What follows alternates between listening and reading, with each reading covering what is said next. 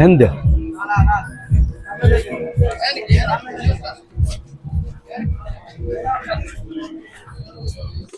ইসলামী আন্দোলন বাংলাদেশ পাথরঘাটা পৌর শাখা ও তার সহযোগী সংগঠনের উদ্যোগে আজকের এই পাথরঘাটা পৌর শাখার যে কয়টি মন্দির আছে সেই মন্দির কয়টি পরিদর্শন করা হয়।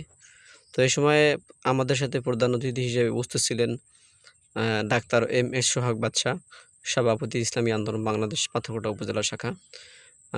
আরও ছিলেন ইসলামী মাওলানা মোহাম্মদ আবুল কালাম আজাদ, সহসভাপতি ইসলামী আন্দোলন বাংলাদেশ পাথরঘাটা উপজেলা শাখা। আরও ছিলেন মোহাম্মদ জিয়াউল হক, সভাপতি ইসলামী আন্দোলন বাংলাদেশ পাথরঘাটা পৌর শাখা। আরও ছিলেন মোহাম্মদ কামাল হোসাইন, সভাপতি ইসলামী যুব আন্দোলন বাংলাদেশ পাথরঘাটা পৌর শাখা। তো আরও ছিলেন ইসলামী আন্দোলন বাংলাদেশ, ইসলামী শ্রমিক আন্দোলন বাংলাদেশ, ইসলামী ছাত্র আন্দোলন বাংলাদেশ ও ইসলামী যুব আন্দোলন বাংলাদেশের দায়িত্বশীলরা। তো তাদের কাছে যায় এবং তাদের কাছে গিয়ে তাদের কাছে বলে যে কোনো সমস্যা হলে ইনশাআল্লাহ আমাদেরকে জানাবেন। আমরা ইসলামী আন্দোলন বাংলাদেশ সর্বক্ষণ সর্বদা আপনাদের সাথে আছি। কোনো সমস্যায় আমাদেরকে জানাবেন।